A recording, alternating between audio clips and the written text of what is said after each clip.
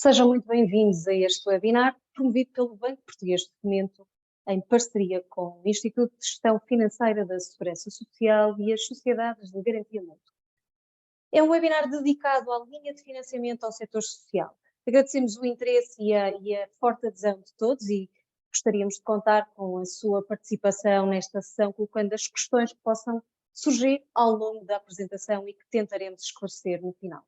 Connosco estão o Dr. Hugo Rocha, administrador do Banco Português de Fomento, a doutora Margarida Filipe, vogal do Conselho Diretivo do Instituto de Gestão Financeira da Segurança Social, a doutora Albertina Rodrigues, diretora de Garantias do Banco Português de Fomento, e o Dr. Luís Palma, diretor comercial da LIS Garantes.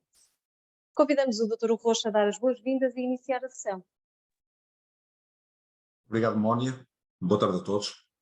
Antes de mais, agradecer a forte participação que estamos a ter nesta sessão. Tivemos mais de 1.300 inscrições, o que de facto é uma prova viva sobre o interesse que existe sobre esta linha. Principais objetivos para hoje: detalhar as características da linha de financiamento do setor social, que será feito pela minha colega, a doutora Albertina Rodrigues, explicar também o processo de elaboração de propostas de candidatura, com especial relevo para toda a parte documental e de informação que é necessária neste contexto, mas não posso deixar, neste momento, agradecer de uma forma veemente à doutora Margarida Filipe, a vogal do Conselho Diretivo do Instituto de Gestão Financeira da Segurança Social, pela coorganização desta sessão de hoje em conjunto connosco, com o BPF, com o Banco Português de Fomento, e para além e principalmente também por todo o contributo que deu na dinamização deste webinar. Sobre a linha veremos dados mais à frente, só numa dimensão mais alargada. Portanto, estamos a falar de uma dotação de 120 milhões de euros que se destina a apoiar as entidades da economia social, que sejam instituições de particular solidariedade social, as famosas IPSS, ou entidades equiparadas, sem fins lucrativos, tendo em conta o contexto socioeconómico extraordinário que vivemos neste momento. Esta linha é garantida pelas sociedades de garantia mútua. Temos hoje a presença do Dr. Luís Palma connosco também, com uma garantia de 80% do capital em dívida e que é contragarantido pelo Banco Português de Fomento em 90%. Na prática, o que as entidades devem fazer quando pretendem candidatar-se à linha é muito simples. Devem contactar os bancos ou as sociedades de garantia mútua diretamente, a Garval, a LIS Garante e a Norgarante, no sentido de instruir todo o processo e de os auxiliar, seja em dúvidas, seja na forma prática como o podem fazer. Por último, dar-vos também alguns primeiros números antes disso, dizer-vos também que as entidades que se podem candidatar podem ter acesso a um financiamento máximo de 1,5 milhões de euros, através de empréstimos de curto prazo, médio e longo prazo, com possibilidade de termos, nos casos médio e longo prazo, carências até 36 meses. Agora sim, dar-vos alguns números sobre como é que estamos à data de hoje com esta linha e com a possibilidade de financiamento dos 120 milhões que há pouco referi. Nós estamos com cerca de 24 milhões de euros de montantes que foram já submetidas candidaturas para financiamento e, portanto, estamos com um ritmo que consideramos normal de procura. Há um ponto que, para nós, e é o que justifica este webinar, para nós, enquanto Banco Português de Fomento, a proximidade é uma característica que nos tem acompanhado e vai continuar a acompanhar, porque queremos estar perto, neste caso, das entidades da economia social, percebendo quais são as suas necessidades e como é que as podemos apoiar. A nossa missão é clara e um dos principais pontos é a mitigação de falhas de mercado e desenhar soluções que possam fazer a diferença na vida das empresas, estar sempre focados, e essa é quase uma obsessão que o Banco Português de Fomento tem neste momento, que é de sermos mais céleres e reduzirmos os tempos de chegada dos fundos à economia, mantendo sempre, naturalmente, uma cultura de proatividade, dinamismo e, principalmente, que é um dos pontos pelos quais queremos ser distinguidos, com um diálogo aberto, simples e que seja inteligível por todas as empresas, neste caso, entidades da economia social.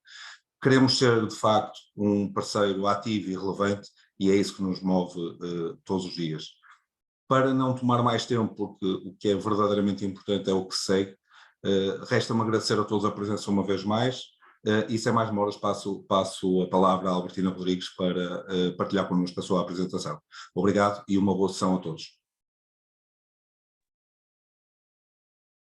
Boa tarde, não me querendo repetir, mas aproveitando mais uma vez para agradecer a presença de todos, sendo que é para nós efetivamente uma enorme honra sermos parte integrante de uma solução de apoio ao setor da economia social, setor este com um relevo tão significativo para a nossa economia e no fim do dia, e mais do que tudo, com um enorme relevo para as pessoas.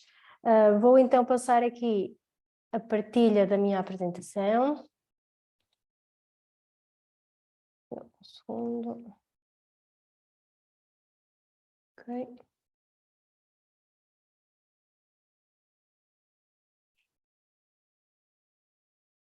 Julgo que já estará visível.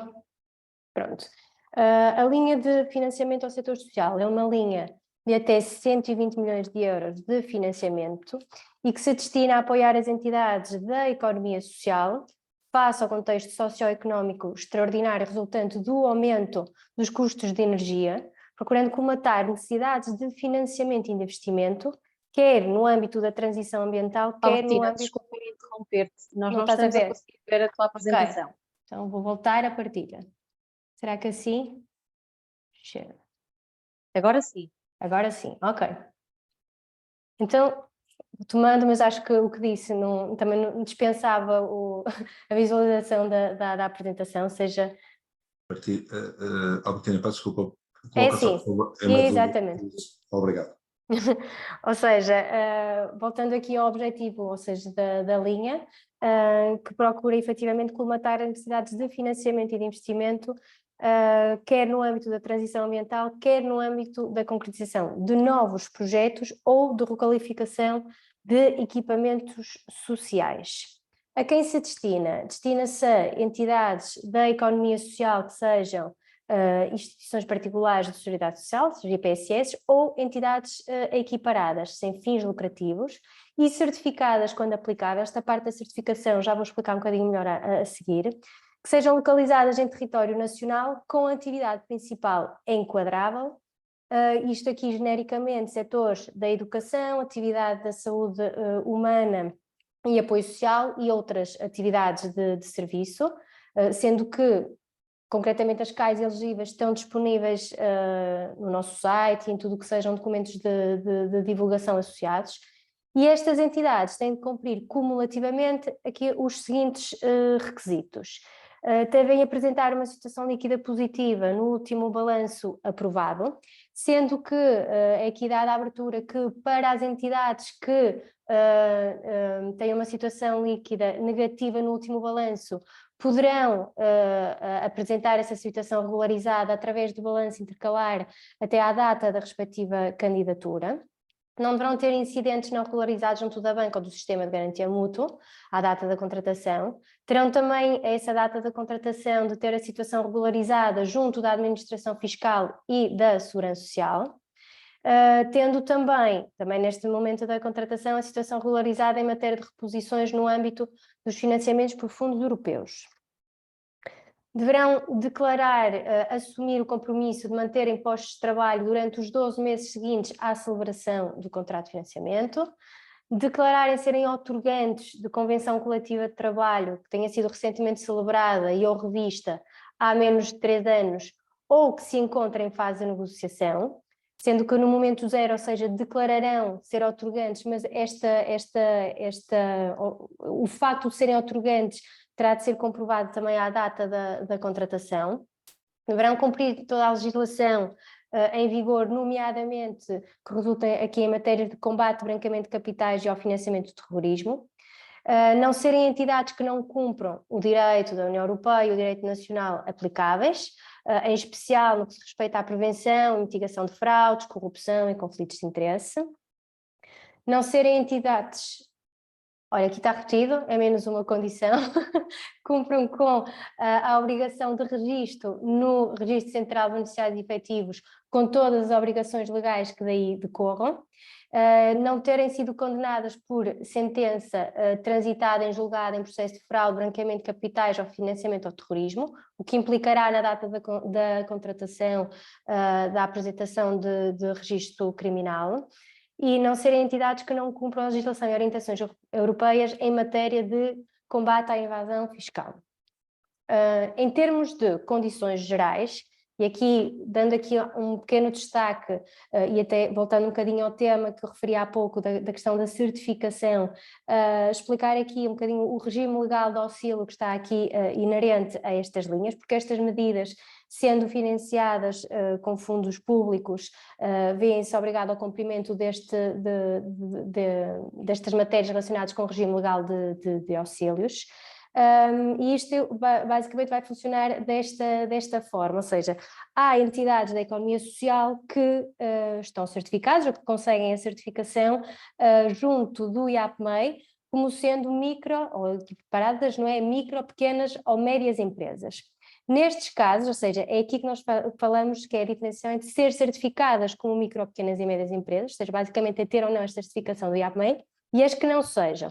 As que não tenham esta certificação poderão também na mesma vir à linha, sendo que, e é aqui este segundo bullet point, ou seja, que serão meramente em termos de regime legal de auxílio, ou seja, a forma como vai ser calculado o seu peso a nível dos plafons de mínimos, será através das regras equiparadas às grandes empresas, ou seja, esta distinção é tão só para estas matérias relacionadas com a forma de se registar o auxílio em termos de ajudas de Estado. Isto depois traduz-se aqui nestes dois esquemas que vamos agora apresentar, ou seja, para estas empresas grandes, ou seja, que não tenham esta certificação do IAPMEI, em termos de regimes legais de auxílio, ou seja, a primeira pergunta será se tem ou não plafond em mínimos, tendo o plafond será então enquadrável em mínimos, se não tiver plafond não haverá forma de fazer o enquadramento. Sendo uma entidade da economia social que tenha esta certificação micro, pequena e média empresa, a questão é sempre a mesma, se tem ou não mínimos, tendo, registra-se no mínimos, não tendo, há aqui uma forma de se fazer ainda assim a operação, desde que aplicado os preços de mercado, porque o sistema de garantia mútua tem uma autorização pela Comissão Europeia que estipula o que são os preços de mercado e basicamente o preço de mercado é exatamente o não há ajuda de Estado associado. Não havendo ajuda de Estado associado, podemos fazer a operação desde que praticados aqueles preços específicos. Agora, em termos de condições financeiras da linha, como referiu e muito bem o Dr. Hugo Roxo, são então operações de montante até 1,5 milhão de euros, com prazos até 10 anos após a contratação da operação, sendo que esta questão de poder ir até 15 anos será para aquelas situações, daí referirmos que está elencado ao regime de auxílio de Estado aplicável, ou seja, estarão elencadas aquelas operações que serão feitas em condições de mercado, que nos permitirá aqui estender o prazo para além dos 10 anos. E estes prazos terão também, como já referido, uma carência de capital de até 36 meses. A cobertura da garantia do sistema de garantia mútua, então as SGMs prestarão uma garantia sobre o financiamento de até 80% do capital em dívida a cada momento, beneficiando estas de uma cobertura do Fundo de Contra-Garantia Mútua, gerido pelo BPF, de 90%.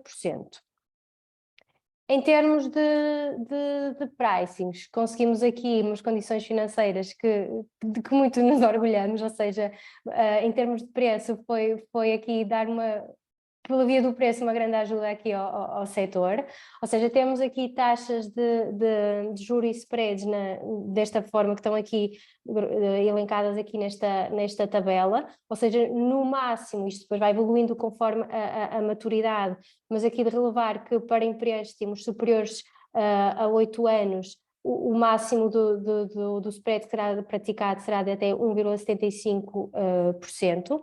São juros que são integralmente suportados pelas entidades da economia social, e depois aqui resultará também da negociação, que podem ser mensais, trimestrais, semestrais ou anuais.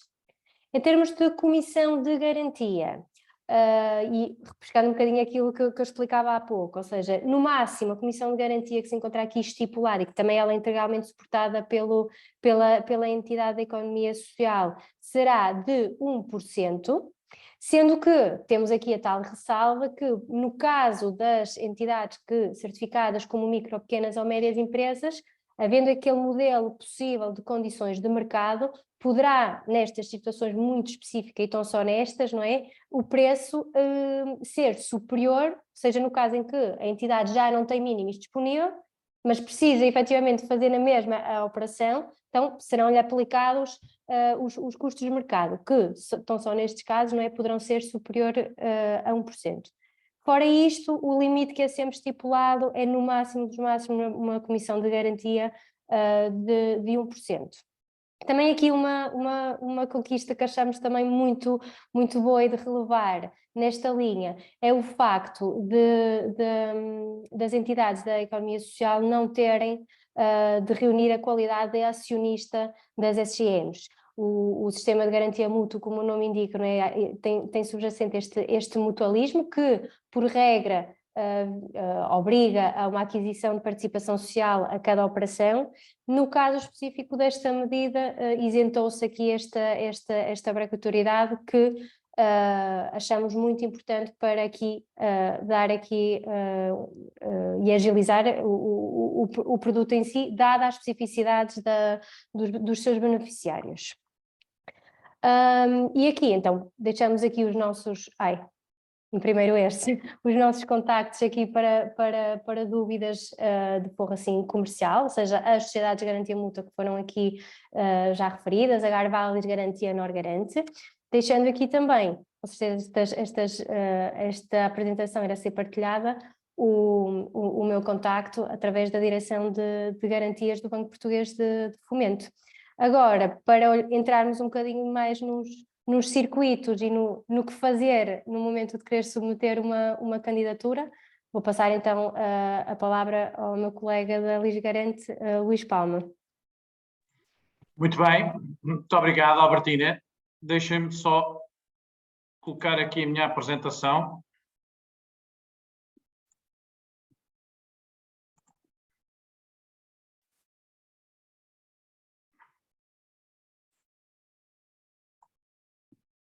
Eu acho que... Muito bem. Antes de mais, começar por agradecer a presença de todos também e de nos darem a oportunidade de nós, comerciais, estarmos próximos de Vossas Excelências e, portanto, podemos explicar um pouco de viva voz como é que isto se vai operacionalizar. Em primeiro lugar, dar-vos nota e recordar que existem neste caso 4 sociedades de garantia mútua, mas aqui envolvidas 3 sociedades. Portanto, a Norgarante, a Garval e a Lis Garante, portanto, que estamos aqui pelas regiões geográficas para vos dar todo o apoio. Depois dizer-vos como é que podemos então, como é que os senhores podem candidatar estas duas. De 2 formas. Em primeiro lugar, recorrendo diretamente aos vossos bancos tradicionais, portanto, eles são outorgantes do protocolo e, portanto, pode ser diretamente com os vossos bancos, mas também podem vir ter diretamente connosco. Muitos dos senhores já têm uma relação, até porque, devido, por exemplo, aos apoios do Covid, às Like Covid, tiveram apoio e, portanto, já tiveram uma relação connosco. Nós, também para vos dar nota que nos nossos sites, quer na Norgarante, quer na Garval, quer na Lis Garante, temos também as nossas agências, a identificação de cada agência. E, portanto, os senhores podem facilmente fazer um match com as vossas zonas e, portanto, é fácil de contactarem diretamente o nosso interlocutor, quer o gerente da unidade, quer também os gestores comerciais. Passando aqui, então, ao processo, à candidatura propriamente dita. Se for entregue uma candidatura na instituição de crédito, a instituição de crédito tem 8 dias úteis para analisar. Gostava de frisar aqui um tema. 8 dias úteis, por favor, contem a partir do momento em que todas as questões estão esclarecidas, está bem? Porque, por vezes, há temas, entregam as candidaturas, mas depois há que esmiuçar um pouco os temas, não é? Portanto, os 8 dias úteis contam a partir do prazo em que a candidatura se considera completa e todas as questões estão esclarecidas. O mesmo prazo, o banco depois da sua aprovação, submete através de um portal de comunicação que nós temos, que é o nosso canal de ligação com os bancos, que é o portal da banca, e também a própria SGM, gostaria também de frisar isto, após todas as questões estarem esclarecidas, okay, com toda a documentação que consideramos necessária, além daquela documentação que faz parte do protocolo, toda a outra documentação que possa ser necessária, e já lá vamos, nomeadamente o plano de viabilidade também, já lá vamos chegar, temos também 8 dias úteis para responder. Depois há a parte da submissão ao Banco Português de Fomento, que nós depois temos aprovado, temos que submeter ao Banco Português de Fomento, precisamente para que o Banco Português de Fomento, tal como a Bertina referiu, possa analisar a questão do enquadramento em mínimos. Depois, caso haja aqui necessidade de um ajustamento da operação devido aos limites de mínimos, ainda há aqui um prazo de 15 dias, e eu focava-me finalmente no prazo, que é muito importante, após a aprovação da Sociedade de Garantia Mútua e do enquadramento, okay, contamos 60 dias para contratar. Isto para que os senhores tenham acesso aos fundos na vossa conta bancária. Okay? Os fundos, obviamente, terão que ser acreditados pela entidade, pela instituição financeira. Nós não temos a liquidez, prestamos a garantia, obviamente, mas o que os senhores têm que contar é com os 60 dias após a aprovação. Depois entraria aqui, desculpem-me lá, ok, na parte da documentação obrigatória. Toda esta documentação, excelentíssimos senhores, pode ser obtida junto do banco, okay? Portanto, se dirigirem ao banco, o banco tem esta documentação disponível, obviamente há aqui coisas que são vossas, nomeadamente a declaração de registro na central do BE, do beneficiário efetivo, é vossa, não é? Mas as declarações de partilha de informação, a declaração de compromisso do beneficiário dos termos do anexo 1,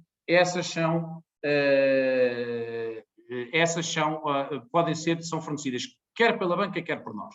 Portanto, quando os senhores fizerem a dita abordagem às instituições, quer a nós, quer ao banco, obtêm estas documentações. Deixem-me só dizer-vos também, porque eu sei que é um tema que pode surgir várias vezes, antes um bocadinho fora do que está aqui nesta apresentação, mas nós, lhes garanto, e os bancos também, e lhes garanto, e digo sociedades de garantia mútua, estamos totalmente disponíveis com as nossas equipas comerciais para, previamente à vossa candidatura, nos reunirmos convosco. Mais vale nós, porque ganhamos tempo, nós podemos reunir-nos convosco nas vossas instalações, onde quiserem, estudamos o projeto, ok? Analisamos convosco e depois vemos qual é a melhor forma de montar a operação, digamos assim, de estruturar. Dou-vos um exemplo muito prático. Hoje olhava já para uma ampliação de umas instalações e, portanto, nós, antes de chegar à candidatura, reunimos previamente com a entidade, estivemos a perceber, porque isso ajuda também a entender o que é que se vai fazer e, portanto, simplifica muito o processo. Portanto, meus caros, no final da apresentação têm uns e-mails do marketing das sociedades de garantia mútua, também vão ter o meu e-mail no final desta e têm nos sites das sociedades, têm os e-mails das agências. Portanto, não hesitem, nós estamos cá para isto, está bem? E, portanto, não hesitem. Bom, documentação obrigatória para a candidatura. A declaração de compromisso do beneficiário nos termos do anexo 1, depois, enfim, ela não está aqui explícita, mas poderão depois consultá-la, até está no nosso site. A declaração de partilha de informação, que é essencialmente a autorização para se poder consultar o Banco de Portugal, os senhores sabem que hoje em dia é indispensável a vossa autorização. Depois temos também a declaração, que é obrigatória, de registro na central do beneficiário efetivo. Enfim, isto é uma obrigação legal hoje em dia, e, portanto, os senhores, muitos já terão isto feito, e, portanto, têm que nos enviar o comprovativo. Comprovativo da condição de entidades da economia social, que seja IPSS ou entidade equiparada sem fins lucrativos. Este também é um documento que os senhores terão. A declaração de empresa autónoma ou única, que nós também fornecemos a minuta, e, portanto, também poderão consultar connosco, e nós, lá está, os nossos comerciais podem fornecer, ok? E para a micro, pequena ou média empresa, temos aqui duas declarações: a declaração eletrónica da certificação PME do IAPMEI e a declaração da empresa em não dificuldade nos termos do anexo 1. Esta declaração da empresa em não dificuldade vai ser muito importante mais à frente, mas lá chegaremos. Depois, finalmente, balancete sintético ou analítico com uma antiguidade máxima de 9 meses, face à data de submissão da operação. Não esquecer, meus senhores, que nós estamos a falar de crédito no final do dia, não é? Portanto, nós garantimos crédito e, portanto, é uma análise de crédito, está bem? Por trás disto há uma análise e, portanto, o balancete é um elemento importante na análise. Depois, ainda temos documentos obrigatórios, caso seja aplicável, porque já há casos em que não é necessário, mas se a situação, e a Albertina falou disto na sua apresentação, se a situação líquida não for positiva no último balanço aprovado, deverá ser apresentado um balanço intercalar que comprova a regularização que comprova a regularização da situação líquida. Okay?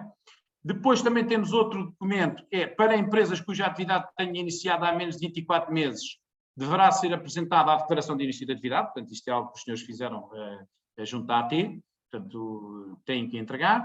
Depois, se existir, obviamente, algum incidente ao crédito defensivo em Portugal, pede-se também a declaração de regularização de caso de crédito defensivo, caso se verifique a existência de incidentes no mapa de responsabilidades do crédito do Banco de Portugal. Este ponto, meus senhores, deriva daquilo que vimos atrás. Quando há aquela declaração da partilha de informação, nós vamos poder consultar o Banco de Portugal. Se tiverem algum incidente registado, okay, normalmente aparece encarnado, nós pedimos a Vossas Excelências que nos façam chegar este documento de regularização.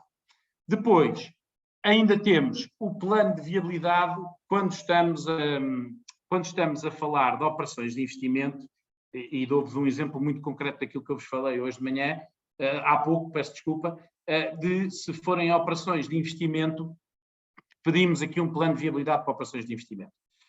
Não, eu não diabolizaria este tema, está bem, do plano de viabilidade. O plano de viabilidade é algo simples, nós não o podemos ajudar a fazer, obviamente, porque isso é algo que é vosso, não é? Mas, normalmente, os senhores podem ter os vossos contabilistas ou um consultor, mas, basicamente, o que se pretende num plano de viabilidade para operações de investimento é que um documento que mostre inequivocamente que o investimento que vai ser feito consegue ser reembolsado com base naquilo que é a atividade da empresa. Tá bem? Portanto, isto é muito importante, porque aqui qualquer entidade ou qualquer decisor da operação consegue olhar para ela e para este plano de viabilidade e consegue perceber que, como é que vai funcionar o financiamento. Nós não nos podemos esquecer, estamos a falar de operações de financiamento que podem ir a 10 anos, em condições normais, como a Albertina há bocado referiu, e, portanto, é preciso perceber como é que vai ser feito o reembolso, neste caso, o serviço da dívida. Depois, casuisticamente, portanto, documentos podem ser pedidos de forma casuística, também vulgar, não é? Os IES da empresa proponente referente aos últimos 3 exercícios fechados, e depois, e eu já tinha comentado isto, esclarecimentos ou documentos complementares quando os mesmos sejam considerados indispensáveis à avaliação do risco de crédito da candidatura em causa. Vamos admitir coisas práticas para simplificar. Imaginem que os senhores fizeram um investimento há cerca de 2 ou 3 anos atrás e, portanto, por alguma razão o vosso passivo, o vosso endividamento aumentou nos últimos anos, mas isso tem uma justificação. Portanto, foi porque fizemos uma ampliação de uma unidade, porque mudámos, alterámos o sistema de cozinhas que temos na nossa organização, e isso permitiu-nos, por exemplo, fazer uma economia ao nível das refeições, e, portanto, isso é dinheiro que fica dentro da empresa. Enfim, são este tipo de documentos. há N casos, mas são este tipo de documentos que nós poderemos vir a solicitar e que serão, como vos disse, são muito casuísticos, ok? Depois, dizer-vos aquilo que eu vos quis transmitir há pouco, que quer a Norgarante, quer a Garval, quer a Lisgarante, portanto nós estamos espalhados de norte a sul do país, não é? A Lisgarante, na qual eu sou diretor comercial, abrange aqui a zona sul essencialmente e a Madeira. Temos aqui o contacto dos marketings de cada uma das sociedades de garantia mútua. Desafio-vos também, se quiserem, não é muito complicado, a irem aos nossos sites, e os senhores aqui conseguem perceber como é que geograficamente estamos organizados, portanto, desafio-vos a irem aos nossos sites, onde temos mais informação sobre as linhas, onde temos os contactos das agências, está bem? E, portanto, se quiserem, podem contactar diretamente o gerente da agência, da vossa localização, e é mais simples até para terem a tal primeira conversa. Não se preocupem, honestamente, e não se preocupem, peçam-nos, se faz favor, contactem-nos, mandem-nos um e-mail para os marketings, está bem? Que nós temos todo o gosto em ter convosco, porque é a melhor maneira de podermos ajudar. Muitas vezes andamos aqui com os papéis, e os papéis não dizem tudo, não é? E há que ver. E, portanto, estamos totalmente disponíveis para ir ter convosco. E, finalmente, da minha parte, deixo-vos o meu e-mail, estejam à vontade para usar. Se todos os participantes, deixo-vos um pequeno alerta, é que se todos os participantes neste webinar me mandarem um e-mail, tenho todo o gosto, vou demorar umas horas a responder, mas estou cá para o fazer e comprometo-me a fazê-lo no mais breve espaço de tempo, está bem? Para já, da minha parte, espero ter conseguido clarificar um pouco e depois fico disponível para aquilo que for necessário. Muito obrigado. Até já.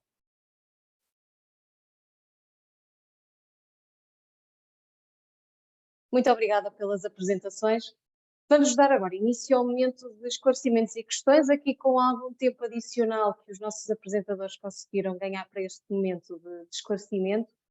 Convido agora a Albertina Rodrigues e o Luís Palma e vamos procurar responder nos próximos minutos, mantendo aqui o alinhamento do programa que prevê o encerramento da sessão às 16 horas, algumas das muitas questões que nos chegaram através do formulário de inscrição e agora aqui através do Q&A.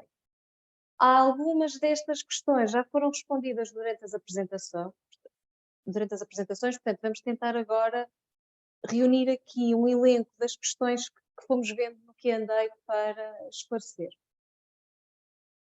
Queria só dar uma nota adicional. Algumas questões que chegaram, entretanto, têm a ver com medidas de política pública que não estão diretamente relacionadas com a linha de financiamento ao setor social e queremos pedir desculpa, mas gostávamos que elas pudessem ser direcionadas e colocadas em outra sede e depois, na parte final, eventualmente aqui a doutora Margarida Filipe irá dar alguma informação. Muito obrigada. Albertina, vou começar por te colocar aqui uma questão que agrega várias que nos chegaram. É possível financiar reforço de tesouraria, fundo de maneio? Estão-me a ouvir, não estão? Então é o seguinte, o que resulta então dos termos do protocolo é que efetivamente são financiáveis necessidades de fundo de maneio e tesouraria, estejam associados aos investimentos no âmbito da transição ambiental, no âmbito dos tais novos projetos ou projetos de requalificação de equipamentos sociais, ou seja, é um sim, mas quando esses reforços de fundo de maneio estão associados a estes projetos de investimento. É um sim Obrigada. condicionado. Luís. Já agora, desculpa uma coisa, Mónica, não sei se apanharam aí, mas Luís, se calhar aproveitavas para partilhar, que acho que estão aqui a referir que não viram o teu e-mail, o endereço de e-mail, ou seja, se calhar partilhar aqui.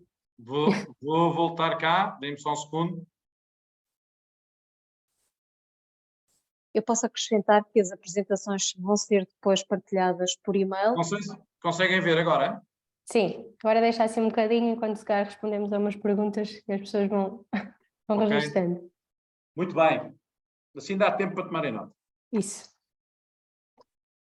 Mónica, diga. As apresentações vão depois ser partilhadas no final da sessão, entre o dia de hoje e segunda-feira, e lá irão encontrar então os endereços de e-mail para onde podem dirigir todas as questões. Portanto, voltando aqui ao momento de perguntas e respostas. Luís, linhas de financiamento para alternativas energéticas sustentáveis, por exemplo, a instalação de painéis solares, fotovoltaicos, equipamentos mais eficientes ou melhorias de fachadas e terraços de edifício para melhoria de eficiência energética, são elegíveis? Ou que linhas de... Peço desculpa, quais são as linhas de financiamento que estão disponíveis para estas alternativas? Muito bem, muito obrigado. Nós temos uma linha de crédito específica para isso. Curiosamente é uma linha, eu diria, na minha opinião, fantástica em termos de condições, chamada Linha de Crédito para a Descarbonização e Economia Circular, okay? Que é uma linha que tem uma grande vantagem, é que a comissão é totalmente bonificada. Okay? Portanto, as entidades que se candidatem, okay, não têm que suportar a Comissão da Garantia, está bem? E, portanto, e é uma linha que pode ir até 2 milhões de euros por entidade e com operações até 10 anos. Atenção, estou a falar nos principais pontos de referência, está bem? Terei todo o gosto também depois em fazer em explorar com mais detalhe, quando quiserem, sobre este tema. Mas, portanto, esta linha existe especificamente para isso que estava a perguntar a Mónica, e, portanto, é a linha chamada Linha de Crédito para a Descarbonização e Economia Circular, está bem? E que pode também ser consultada no nosso site ou no site de qualquer uma sociedade de garantia mútua, está bem? Eu vou só acrescentar aqui um ponto, já que é para dar as boas notícias. Ela é bonificada em comissão, mas é também bonificada em juros, até 1,5%. Obrigado, Albertina. Por isso, separar as notícias, damos todas. Obrigada. Albertina, Sim. vamos agregar aqui várias questões. Alguma exceção para fundações de solidariedade social que não sejam outorgantes de convenções coletivas de trabalho? Uma entidade que apenas está abrangida pelo Código de Trabalho e não diretamente por nenhumas convenções coletivas de trabalho, pode concorrer? Bem, como eu referi, de facto, a linha tem como condição de elegibilidade as entidades serem outorgantes ou estarem em negociação de virem a outorgar uma convenção coletiva de trabalho, ou seja, sendo uma condição de elegibilidade, efetivamente é uma condição basilar para se poder aceder à linha, ou seja, este termo da convenção coletiva de trabalho é uma exigência, pronto, para ter, é uma das que cumula com as demais para poder aceder à linha e ao financiamento nos termos desta linha. Por isso, eu diria que, já não sei muito bem como é que formulaste a pergunta, mas sendo uma exigência, quem não tiver, efetivamente não poderá aceder. Luís, as sociedades de garantia mútua dão apoio técnico especializado para preparar e estruturar aqui as candidaturas? Mónica, obrigado. Ora bem, a questão do apoio técnico especializado, nós damos todo o apoio.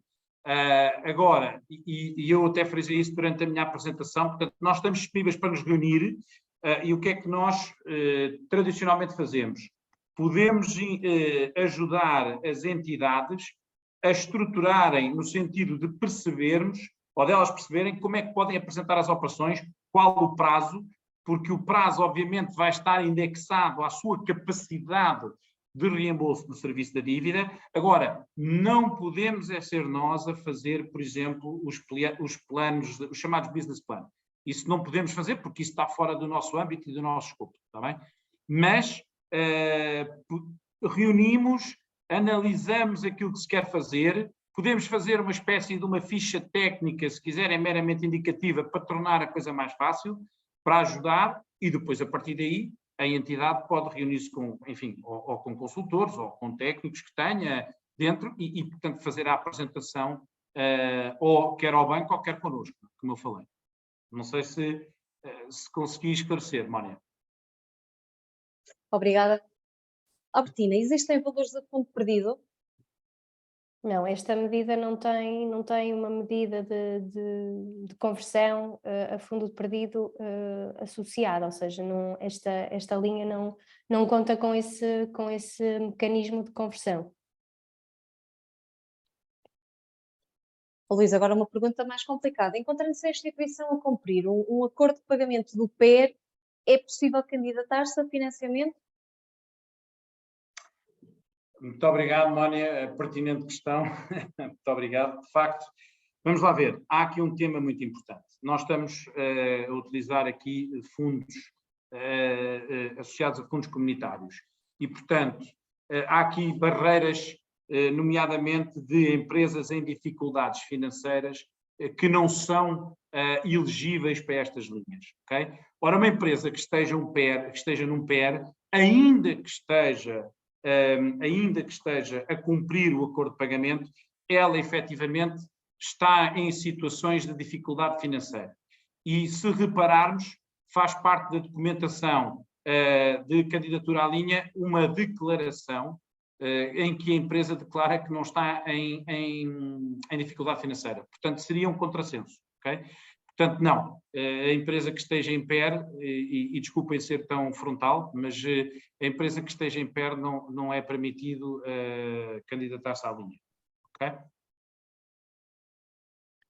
Albertina, a taxa a pagar ao Banco de Fomento mantém-se no 1%?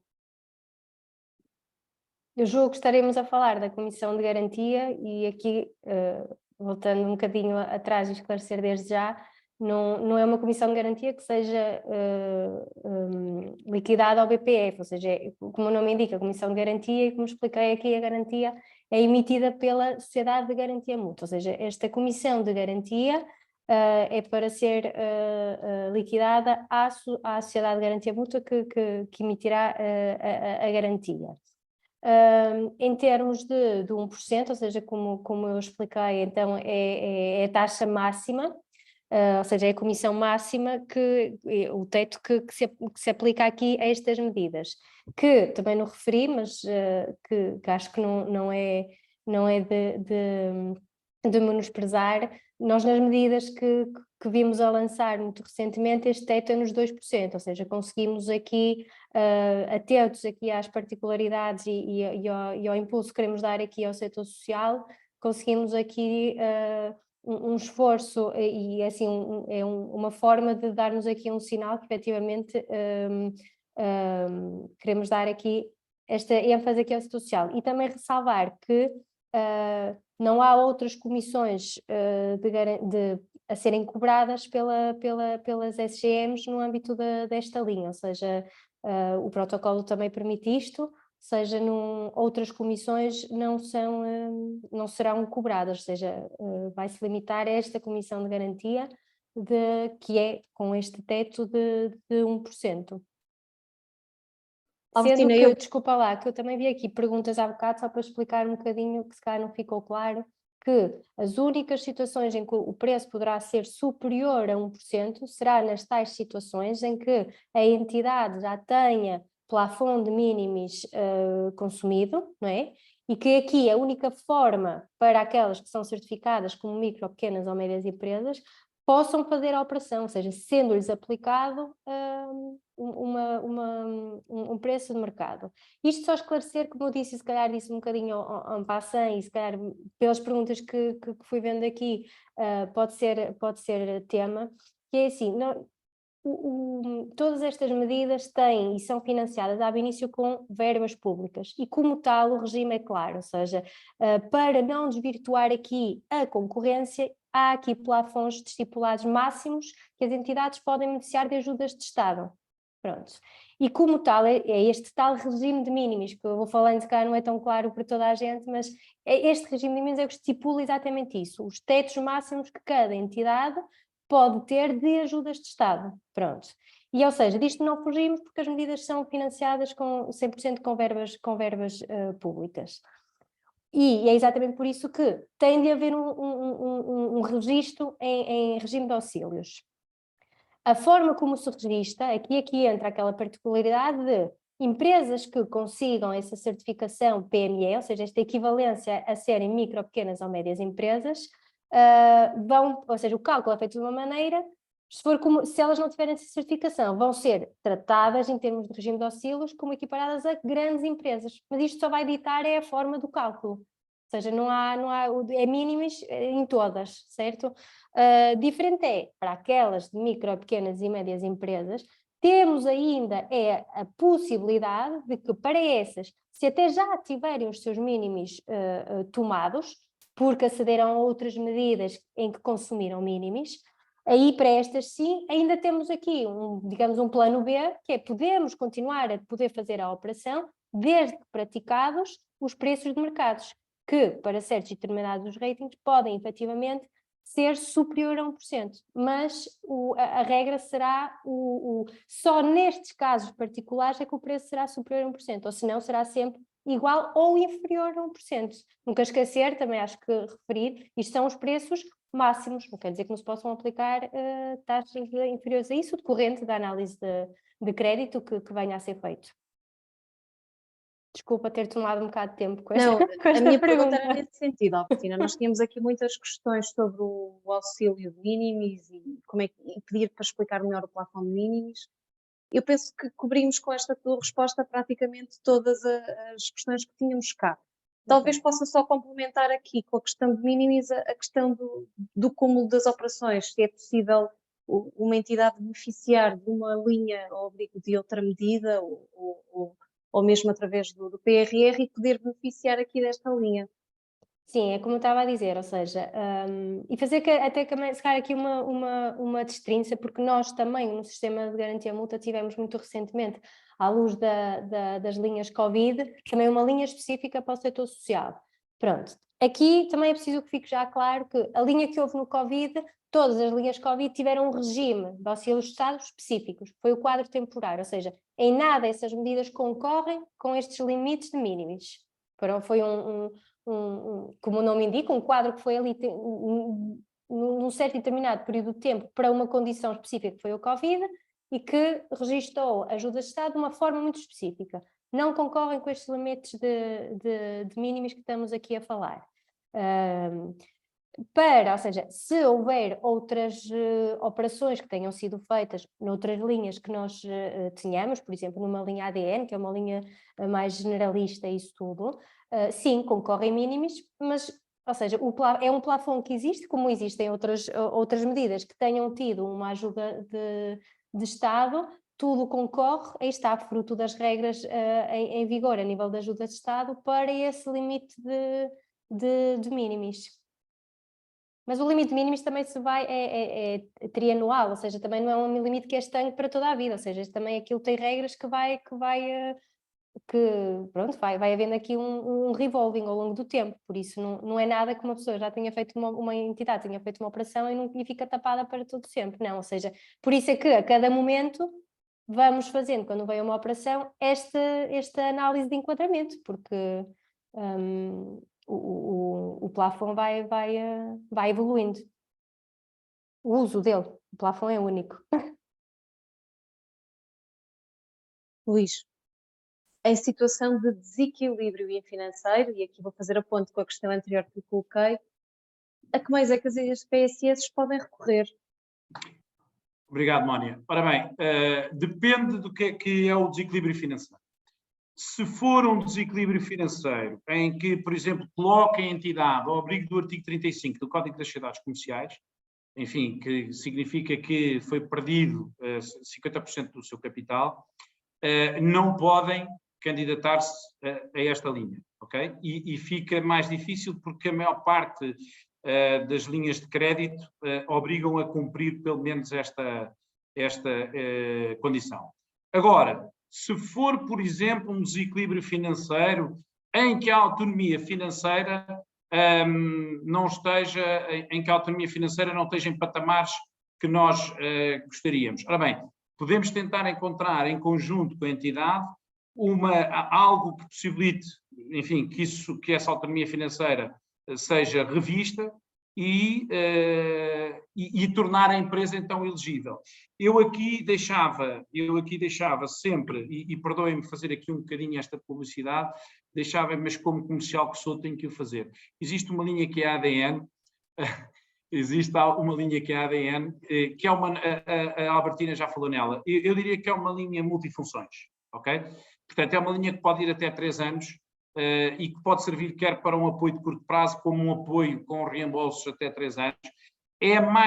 Tem um grau de cobertura inferior, portanto vai para 60%, não é 80%, que é o caso desta linha, é 60%, mas que para suprir, por exemplo, necessidades pontuais de tesouraria, pode servir. Nós vimos que a Albertina também, se eu bem entendi, falou-se aqui na questão do fundo de maneio e a Albertina linkou esse fundo de maneio aos, se eu bem tomei nota, portanto, aos projetos de investimento. Ora, aí está, pronto. A ADN sai fora disso, pode sair fora disso. Portanto, podemos estar aqui a falar de olharmos para a entidade e se calhar não entrarmos por esta linha de apoio, do financiamento ao setor social, mas ir, por exemplo, a uma ADN. Meus estimados senhores todos, temos que conversar. Melhor o que eu digo é, falem connosco, não hesitem, porque temos aqui várias soluções e a linha ADN pode ser também muito útil em determinados casos. Não sei, Mónica, se consegui esclarecer. Obrigada, Luís. Nós estamos quase no final do nosso tempo do momento de respostas, portanto eu vou tentar aqui selecionar umas questões finais, sendo que eu ainda vejo aqui 77 alertas de questões. Quero acreditar que conseguimos responder a maioria deles, entretanto. Se assim não foi e se, entretanto, não forem dirigidas nestas questões finais, eu peço, por favor, que compreendam e que nos possam fazer chegar por e-mail para os contactos que já foram adiantados pela Albertina e pelo Luís Palma. Albertina, esta linha de financiamento abrange projetos aprovados pelo PARS 3.0? Bem, como referi então, quando falávamos aqui até do fundo de maneio e isso tudo estar elencado aqui a projetos, não estão estancados tipos de projetos, ou seja, desde que o projeto permita uma componente de capital alheios, não há aqui uma restrição, se é PARS, se é o que for, se é o PRR, não há aqui esse tipo de restrições, ou seja, se permite, sim, permite. Luís, estudo de viabilidade, o que deve conter e como é que se faz? Ora bem, podemos, o estudo, antes de mais, obrigado, porque essa questão é muito interessante e isto é de facto crucial. O estudo de viabilidade deve mostrar a qualquer pessoa como é que o financiamento vai ser pago. E como é que aquele investimento vai ser pago? Isto é o ponto de partida. No caso de uma entidade como nós aqui estamos a falar, ela terá vendas ou receitas que são provenientes ou da prestação de serviços ou, em muitos casos, subsídios, ok? E, portanto, esse é o ponto de partida. Mas, portanto, o estudo de viabilidade é algo que tem que mostrar inequivocamente que depois de todos os custos pagos pela empresa, existe uma folga no final que permite fazer face ao reembolso da dívida. Portanto, isto estou a simplificar, mas é isto. Obviamente que tem que ser feito por um técnico especializado, quer dizer, e que existem muitos no mercado, ou até as próprias instituições têm in-house, e portanto, mas o estudo de viabilidade essencialmente tem que mostrar isto, eu vou recorrer a um financiamento de 1,5 milhões de euros, vai-me permitir fazer algo, não é? Portanto, ou vou ampliar instalações, como eu disse, ou vou reformular uma lavandaria, ou vou alterar cozinhas, desculpem-me os exemplos, mas é para ser prático, e portanto eu vou conseguir ter economias de escala com estas medidas que estou a fazer, e portanto consigo libertar fundos para depois pagar o investimento. Espero ter conseguido clarificar. Albertina, as associações sem fins lucrativos que não sejam IPSS são elegíveis para a linha? Bem, aqui nós já aproveitando, eu acho que temos no nosso site também, Mónia, um documento sobre perguntas frequentes e esta de facto já nos vem acompanhando desde a linha de apoio ao setor social da Covid. Pronto, de forma muito direta na resposta, uma entidade sem fins lucrativos só por si não é elegível, porque efetivamente aqui o que as entidades que podem ser aqui as IPSS e equiparadas, não é? Têm de estar devidamente registadas, ou seja, sendo que é a Direção-Geral da Segurança Social assegurar o registro das IPSS, não é? No âmbito da ação social, e é o Ministério da Educação também que faz a certificação e o registro, não é? Das IPSS que são reconhecidas como tal na área da educação, ou seja, não é tão só, ou seja, não é só o estar sem não ter fins lucrativos que atesta, só por si, que é uma entidade da economia social nos termos que são elegíveis aqui na linha. Eu não sei, Mónia, sim, diz. Vou-te colocar aqui uma questão final e depois vou colocar uma última questão ao Luís. Eu queria só, se tu me permitires, aqui alguns pontos muito bullet points daqui, só de umas perguntas que eu fui vendo aqui das tais 80 que tu referiste e por curiosidade eu fui aqui ver, que são respostas de 5 segundos que eu acho que conseguimos aqui rebater algumas. Alguém perguntava, é possível fazer amortizações antecipadas? É. E não haverá comissões a serem cobradas por isso. Substituição de crédito, não é elegível, ou seja, nas operações não elegíveis estes financiamentos não podem servir para reestruturar créditos anteriores ou consolidar créditos. E se calhar aqui uma confusão pode ter sido minha e só para aqui esclarecer, que é, falou-se aqui em garantia de 80% e depois falou-se de 90%, pronto, ou seja, o que é que acontece? O financiamento que será concedido pelo banco, não é, pela entidade de crédito, terá uma garantia da Sociedade de Garantia Mútua de 80% e esta garantia será contra-garantida, ou seja, a Garantia Mútua recebe uma garantia ela própria do Fundo de Contra-Garantia Mútua, esta de 90%. Pronto, só para não ficar aqui questões sobre o que é 80, o que é 90, aproveitar aqui só para esclarecer. Mónia, desculpa agora, diz lá então a pergunta que tinhas aí. Luís, vou juntar aqui 3 questões e depois volto à Albertina para uma questão final. Portanto, as SGMs fazem crédito ou as linhas que estão a ser faladas têm que ser aprovadas numa instituição de crédito? E vou juntar aqui com outra questão, quais os critérios de avaliação das operações por parte das SGMs? O que é que têm em conta na vossa análise de risco para efeitos de aprovação da garantia? Muito bem, muito obrigado, Mónia. Ora bem, eu penso que passei por isso na minha apresentação, nós não temos liquidez. Portanto, as SGMs são entidades que, se quiserem de uma forma simples, emitem um papel que é uma garantia. Okay? Portanto, nós reservamos um espaço no nosso balanço para garantir as entidades que os senhores representam. Portanto, nós não desembolsamos, não temos liquidez nas contas, não é? Para desembolsar. Portanto, quem faz esse papel são, efetivamente, os bancos. Portanto, nós trabalhamos em parceria. Por isso é que nós trabalhamos em parceria. Okay? Nós emitimos a garantia e, portanto, após isso, o banco é que dota o cliente com a liquidez. Relativamente aos critérios para avaliação das operações por parte da SGM. Ora bem, mais uma vez, aqui importa perceber a entidade, como numa análise de crédito, a entidade é sustentável ou não é sustentável, a entidade consegue ou não fazer face ao serviço da dívida.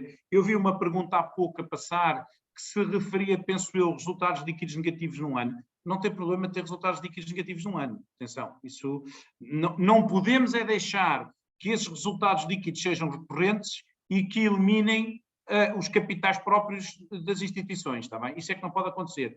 Agora, uma empresa que tenha um resultado líquido, uma entidade que tenha um resultado líquido negativo, pode candidatar-se. Portanto, agora, o que importa acima de tudo, seja numa SGM, seja num banco, porque no final do dia estamos a falar de uma linha de crédito que tem que ser reembolsada, é importante que se mostre a nós e ao banco que efetivamente aquela linha de crédito consegue ser reembolsada, está bem? E, portanto, quando se pergunta o que é que tem em conta na nossa análise de risco, este é o ponto mais essencial. Depois podemos falar em rácios e por aí fora, eu diria que não vale a pena estarmos a falar agora nisso, porque depois depende de... Por isso é que depois existem as tais conversas que nós fazemos também, mas acima de tudo é importante termos noção que a linha de crédito tem que se mostrar que a linha de crédito consegue ser reembolsada.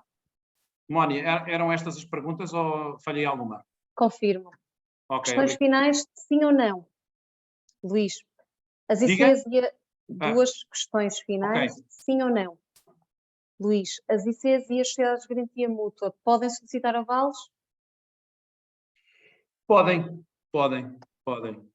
Sim, desculpe. O registro criminal é obrigatório também para os detentores de capital? Não. Deixem-me só dizer-vos isso, já agora, perdoem mais uma vez pelo tal comercial que sou, há linhas em que isso acontece, nesta linha, e deixem dizer-vos ainda que é um plus nesta linha, que o registro criminal da entidade só é solicitado, gostava de que isto ficasse muito claro, para a contratação, está bem? Portanto, a Albertina corrija-me, não é? Mas exatamente, não é é o isso meu mesmo. valor, mas gostava de enfatizar isto porque isto é muito importante para nós, meus senhores e para os senhores. Portanto, deixo-vos isto e a resposta já foi dada, António. Muito obrigada. Albertina, última questão, sim ou não? A aquisição de um imóvel é elegível? Não. Não posso estender mais, não é? É não. Muito obrigada. Vou convidar agora o Dr. Hugo Roxo a fazer aqui o wrap-up deste momento de perguntas e respostas. Muito obrigada pelas vossas participações. Antes de mais, obrigado a todos mais uma vez, e eu estava a ouvir as perguntas e as respostas, e há duas notas que gostava de deixar para finalizar a minha intervenção. A primeira é de um extremo agrado, um enorme agrado, pela quantidade de perguntas que foram elaboradas, porque isso é um sinal claro da importância que todos os presentes veem nesta linha que hoje estamos a apresentar, e que foi amplamente respondido, sendo certo que temos consciência clara que ficaram ainda muitas por responder, mas como a Mónica há pouco fez referência, as mesmas poderão ser enviadas por e-mail. A segunda nota que eu quero dar é que este webinar é apenas um princípio. Aquilo que nós pretendemos é que todos os presentes, as dúvidas que têm, as coloquem diretamente às sociedades de garantia mútua, à Norgarante, à Carval e à Lisgarante, mas também aos seus próprios bancos, porque eles estão dotados neste momento de informação suficiente para poderem responder a todas as dúvidas. Portanto, dizendo e repetindo, se quiserem, aquilo que há pouco o Luís Paulo me referia, mais importante do que toda a informação que nós possamos passar agora é a disponibilidade com que podem contar da nossa parte, Banco Português de Fomento e Sociedades de Garantia Mútua, e estou certo com os nossos parceiros bancários, para começarmos a trilhar um caminho que permita, conforme disse na minha intervenção inicial, suprir as falhas de financiamento que possam existir em todas as vossas instituições. Obrigado e aproveito desde já para desejar um bom fim de semana a todos. Muito obrigada. Convidamos agora a doutora Margarida Filipa, vogal do Conselho Diretivo do Instituto de Gestão Financeira da Segurança Social, a encerrar a sessão. Muito obrigada. Muito boa tarde a todos e todas. A terminar esta sessão, e apesar do muito que aqui foi dito, e não tendo propriamente a veia comercial do Luís Palma, eu não posso deixar de reforçar a importância desta linha no atual contexto. Um contexto particularmente adverso, com uma subida acentuada dos custos das matérias-primas e da energia, e foi este contexto que justificou a criação desta linha, lançada pelo Banco Português de Fomento e pelo IGFSS, em parceria com as sociedades de garantia mútua. Que, aliás, eu ressalvo aqui a disponibilidade manifestada que estas sociedades de garantia mútua têm para reunir convosco, mesmo na fase prévia às candidaturas, que me parece que será certamente uma ajuda muito relevante. Portanto, esta nova linha, como já foi referido, envolve 120 milhões de euros, vai permitir às IPSS são entidades equiparadas sem fins lucrativos, o acesso ao crédito, mitigando uma reconhecida falha de mercado, e permitirá satisfazer as necessidades de investimento no âmbito da transição ambiental ou da concretização de novos projetos ou requalificação de equipamentos sociais. Trata-se de um instrumento que pode apoiar o setor nos investimentos estruturais que estão a acontecer no terreno, quer no âmbito do PRR, quer no âmbito do PARS. Eu penso que a elevada participação nesta sessão de um número muito significativo de instituições é para nós um sinal que antecipa o interesse e a oportunidade do lançamento desta linha. Esperamos que esta sessão tenha sido útil, que tenha permitido esclarecer grande parte das questões, como aqui foi referido, algumas certamente que ficaram ainda sem resposta, mas estão identificados os canais através dos quais elas podem posteriormente vir a ser esclarecidas. Também aqui, e respondendo um pouco àquela questão que a Mónica levantou no início da sessão, há aqui algumas questões que fogem um bocadinho do âmbito do tema desta sessão. Nós previamente já articulamos com o Instituto da Segurança Social e faremos o encaminhamento destas questões de natureza diversa, mas que naturalmente são de extrema importância para as instituições e que importa responder. Vamos ter um canal com o Instituto da Segurança Social para que elas também possam ser respondidas e esclarecidas. Para finalizar, deixar em nome do Instituto de Gestão Financeira da Segurança Social um particular agradecimento ao Banco Português de Fomento pelo apoio na dinamização desta iniciativa conjunta, bem todo um agradecimento a todos os que participaram neste evento, que espero que tenha ido ao encontro das vossas expectativas e, portanto, sexta-feira, final do dia, um bom fim de semana para todos. Obrigada. Muito obrigada pela intervenção. Chegamos assim ao final desta sessão. Para questões adicionais, lembramos mais uma vez, tenha ao seu dispor no Banco Português de Fomento e nas sociedades de garantia mútua uma equipa de gestores especialista e dedicada para apoiar, esclarecendo dúvidas e fornecendo toda a informação útil que necessite.